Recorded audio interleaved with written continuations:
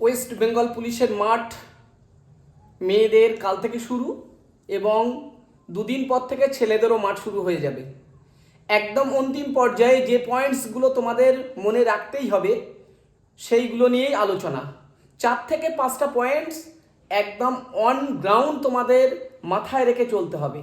বিশেষ করে যাদের টাইমটা 6:30-এর কাছাকাছি, 6:20-র কাছাকাছি, তারা ক্যালকুলেশনে একটু ভুল করলে কিন্তু মাঠ ফেল হয়ে যাবে। আর এই যে পয়েন্টসগুলো আলোচনা করব, এই পয়েন্টসগুলো নিয়ে যদি কেউ চলে মাথায় নিয়ে 100% মাঠ কভার হয়ে যাবে। তো পয়েন্টসগুলো কি? প্রথম কথা হচ্ছে, মনে করে এটা স্টার্টিং পয়েন্ট। এই স্টার্টিং পয়েন্টের প্রথমেই দেখবে মাঠে গিয়ে যখন এই 10-20 জন দাঁড় করাবে, তখন তোমার মনে হবে যে এখানে দাঁড়াবো না এ মাথায় দাঁড়াবো না এই মিডিলে দাঁড়াবো। শুনে রেখে দাও, অ্যাকচুয়ালি এই রাউন্ড যেখান থেকে শুরু, এখান থেকে রাউন্ড শুরু মনে করো, এখান থেকে এই পয়েন্ট যত দূরত্ব, এখান থেকে এই পয়েন্টস তত দূরত্ব, বা মিডিল থেকে একই দূরত্ব। সেই জন্য কোথায় দাঁড়াবে এটা নিয়ে চিন্তা করবে না, যে কোনো পয়েন্টসে দাঁড়ালে হলো, কোনো অসুবিধা নেই। কেননা রাউন্ড শুরু একদম সবার কিন্তু একই জায়গায় রাউন্ড, মানে দূরত্ব একই হবে, সেই জন্য এটা নিয়ে চিন্তা করবে না। দ্বিতীয় কথা দেখো, সব থেকে ভাইটাল পয়েন্ট, প্রথমে শুরু করে প্রথম স্টার্টটা ফাস্ট নেবে না একটু স্লো নিয়ে সবাই চলে যাক, যাতে আমি জড়িয়ে না পড়ে যাই, মানে স্লো নেবে। এটা একটা পার্ট, এটা একটা ভাইটাল পয়েন্ট। অনেকে প্রথমেই স্প্রিন্ট করে সবার ফার্স্টে এসে ট্র্যাক নিয়ে নেয়, অনেকে একটু স্লো করে ওরা চলে যাক, আমি ফাঁকায় দৌড়াবো। কারণ প্রথমেই কিন্তু শুরুতে এই পয়েন্টে এসে সবাই একসঙ্গে ফার্স্ট এই রাউন্ডটা জড়াজড়ি হবে, এবং পড়ে গেলে কিন্তু যাদের সময় একদম 6:30-এর কাছাকাছি, উঠে দৌড়াতে কিন্তু খুব সমস্যা। সেই জন্যে সব থেকে ভালো, আমার যে থিওরি, তোমাকে এখান থেকে যখন ছুটবে তুমি গতি নেবে না, দেখবা প্রথমেই কিন্তু সবাই ফার্স্ট গতিতেই শুরু করবে। তুমি 48 সেকেন্ডে ফার্স্ট ল্যাপ দৌড়াবে, যে গতিটা মধ্যম গতি, সেই গতিতে শুরু করো। তাহলে দেখবে সবাই ফার্স্ট বেরিয়ে যাবে, তুমি একটু পিছিয়ে পড়ে যাবে, ট্রাক ধরে চলতে পারবে। গেল। থার্ড যে পয়েন্টস আরো ভাইটাল, যত মাঠ হয়েছে দেখা গেছে প্রথম শুরুতেই তুমি প্রত্যেকটা গ্রুপেই 2-5 জন এমন থাকবে, এত ফাস্ট দৌড়াবে, ফার্স্ট ল্যাপ কিন্তু 35 সেকেন্ডে মেরে দেবে। লাগবে 48, করে দেবে 35। 48 করে গড় আসলে সেখানে হয় 6:24। সেক্ষেত্রে কিন্তু তুমি 35-এ যদি করো, তোমার মাঠ 6:30, তুমি কিন্তু মাঠ কভার করতে পারবে না। 6 পাকের পরে পা প্যারালাইসিস টাইপ হয়ে যাবে, পা উঠবে না। সেই জন্য তুমি কি করবে, সবাই চলে যাক, তোমার রিদিম ধরে রাখবে 48-এর রিদিম। তুমি যখন এরকম জায়গায় পৌঁছাবে, হয়তো অনেকেই তারা সেই স্টার্টিং পয়েন্টের এখানে চলে আসবে, তোমার দেখে ভয় লেগে যাবে, 100 মিটার গ্যাপ করে দিয়েছে কি 50 মিটার গ্যাপ করে দিয়েছে, ঘাবড়াবে না, কারণ 48 করে দৌড়ালেই তো 6:24। তাহলে কি করতে হবে, তোমার 48-এর রিদিমে দৌড়াতে হবে, 48-এর রিদিমে দৌড়াতে হবে। তাতে সবাই চলে যাক, তুমি সবার পেছনে থাকো, কারণ এখানে ঘড়ি ঝোলানো থাকবে, তুমি ঘড়ি দেখবে আমার 48-এর কাছাকাছি, সেটা 45 থেকে শুরু, 46, 47, 48, 50 হোক, অসুবিধা নেই। সবার তালে তাল দিয়ে কিন্তু স্পিড করবে না, স্পিড করলেই কিন্তু তুমি বিপদে পড়ে যাবে।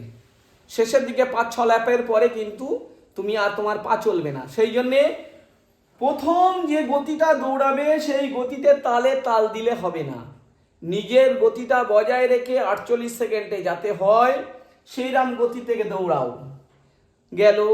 সেকেন্ড ল্যাপ তুমি দৌড়াও একদম সেম পেজে, অর্থাৎ আবার 48। ফার্স্ট ল্যাপ দৌড়িয়েছিলে 48, সেকেন্ড ল্যাপও 48 করো, কত হলো 96, মানে 1:36, অর্থাৎ 1 মিনিট 36 সেকেন্ডে দৌড়াও, কোনো অসুবিধা নেই। থার্ড ল্যাপ প্লাস 48। এইভাবে তুমি 3, 4, 5 ল্যাপ পর্যন্ত দৌড়াও, দেখবা পা ধরবে না, তোমার পা ধরবে না দেখবা। কিন্তু তুমি যদি গতি বাড়িয়ে দাও, স্লো ফাস্ট হয়ে যায়, কিন্তু পা ধরে যাবে। সেই জন্যে তোমার কাজ হবে 48 সেকেন্ড করে 5 ল্যাপ যাওয়া, তখনই দেখবা একটা রিদিম চলে আসবে, একটা বেশ ছন্দ চলে আসবে, দৌড়াবে কষ্ট হবে না, দেখবা তোমরা। এইভাবে চলবে 5 ল্যাপের পর থেকে যখন রিদিম চলে আসবে, লাইট গতি তোলো সামান্য, তখনই 48-এর জায়গায় 45 করে হোক, আরো 2 পাক। তারপরে শেষ 2 পাক আরো গতি তোলো, লাস্ট পাকে তো ফুল ফেজে দৌড়াও, দেখবা ভালো হবে, টাইম ভালো হবে। আর একটা হচ্ছে তোমরা কি করবে, এই ওভারটেক করা, অনেকেই হাঁপিয়ে যাবে। ওভারটেক করবে কোথায়? ওভারটেক করা একটা ফ্যাক্টর, এই রাউন্ডে ওভারটেক করবে না কেউ, রাউন্ডে যেন ওভারটেক করবে না। রাউন্ডে ওভারটেক করলেই কিন্তু একটু বাইরে দিয়ে দৌড়াতে হবে এবং বেশি দৌড়াতে হবে।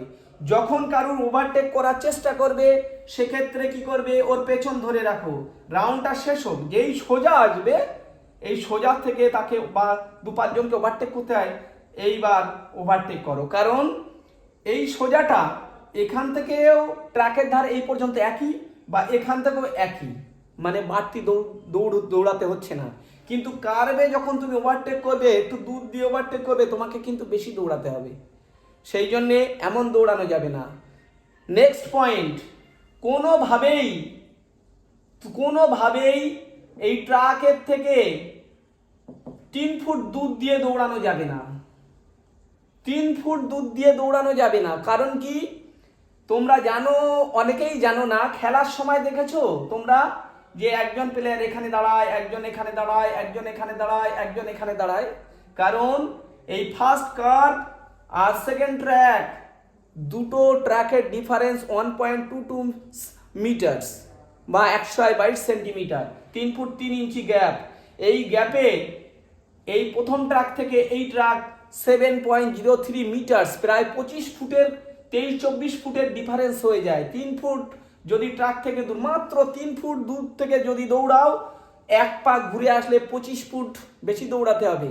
সেকেন্ড পাকও যদি দৌড়াও আরো 25 ফুট, তারপরে থার্ড পাক আরো 25 ফুট। কি করতে হবে, একদম ট্র্যাকের গা দিয়ে দৌড়াতে হবে। 200 মিটার যেটা মেপে ট্র্যাক বানিয়েছে, একদম এই গা দিয়ে কিন্তু তারা ট্র্যাক বানিয়েছে, দুধ দিয়ে না।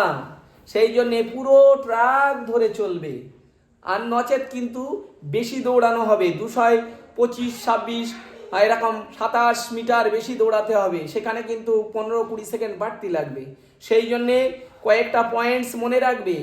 আর একটা পয়েন্টস মনে রাখবে, কি করবে, যে নাক দিয়ে, নাক, গাল দিয়ে, মুখ দিয়ে নিঃশ্বাস প্রশ্বাস নেবে। সেক্ষেত্রে যদি সর্দি হয়, কারুর ঠান্ডা লেগে গেছে, সেক্ষেত্রে কিন্তু তোমরা নাক দেখবে বন্ধ, মুখ ওপেন রাখবে। যাদের সর্দি লাগেনি, ঠিকঠাক আছে, দুটোই ওপেন নিয়ে চলবে। লাস্ট পার্টে বলি আর একটা টেকনিক্যাল বিষয়, দৌড়াতে দৌড়াতে খুব কষ্ট হয়ে যাচ্ছে যাদের, খুব দমের কষ্ট, মাঝে মাঝে মাইন্ড কনভার্ট করবে। কেমন, যে মাঠে প্র্যাকটিস করতে বা বাবা মায়ের কথা ওই দৌড়াতে দৌড়াতে মনে করবে, মাইন্ডটাকে কনভার্ট করবে। তুমি যে কষ্ট, ওই যে মাঠে দৌড়াচ্ছ, এখান থেকে ইচ্ছা করে চেষ্টা করবে যে মনটাকে বাড়ির দিকে নিয়ে যাওয়া, বা মায়ের কথা, মুখ মনে রাখা, বাবার মুখ মনে রাখা, বা প্র্যাকটিস যেখানে করতে সেখানকার সেই স্মৃতিগুলোকে নিয়ে দৌড়ানো। দেখবা মাইন্ড কনভার্ট হয়ে গেলে তোমার কষ্টের দিকে মন থাকবে না। ঠিক সেরকম তোমরা আর একটা কাজ করবে, তোমরা যেটা করবে, লাস্ট ফেজ, লাস্ট পার্টে পা উঠবে না, পা কিন্তু ধরে যাবে। সেক্ষেত্রে কি করবে, পা সামনের দিকে তুলবে না, পাটা পেছন দিকে তুলবে। পা পেছনে তুলবে, দেখবে হাতটাকে চালাবে, পা পেছনে তুলবে, দেখবে শরীর নিয়ে চলে যাবে। এরকম বিশেষ কয়েকটা পয়েন্টস তোমরা যদি মনে রাখো, তোমরা দেখবে তোমাদের মাঠ কত ইজিলি পাস হয়। তোমরা বুঝতেই পারবে না যে মাঠ কত সহজেই পাস হবে। কিন্তু এই পয়েন্টসগুলো মনে না রাখলে কিন্তু তোমাদের কিন্তু খুব সমস্যা হবে। সেই জন্যে এই কথাগুলো মাথায় রেখে চলো। এবং যেটা আবার বলছি, সব থেকে বড় পয়েন্টস যেটা, ফার্স্ট পাক যখন অন্যরা খুব গতি দৌড়াবে, পেছন নেবে না, তোমার 48 ল্যাপের যে গতিটা সেই গতিতে দৌড়াও। কেননা 48 করে 8 ল্যাপ দৌড়ালো, 6:24-এ কমপ্লিট, মাঠ পাস। সেই জন্য অন্যের দৌড় দেখে ইনফ্লুয়েন্স হয়ে সবাই চলে গেলে এটা ভাববে না। তুমি 5-এ দৌড়ালেও মাঠ পাস, 6:30-এ দৌড়ালেও মাঠ পাস, সেই দিকে খেয়াল রেখে এই মাঠটা করবে। সবাই সুস্থ থেকে ভালো থেকে মাঠ কভার করো, এটাই কামনা করি। তো আজ এই পর্যন্ত।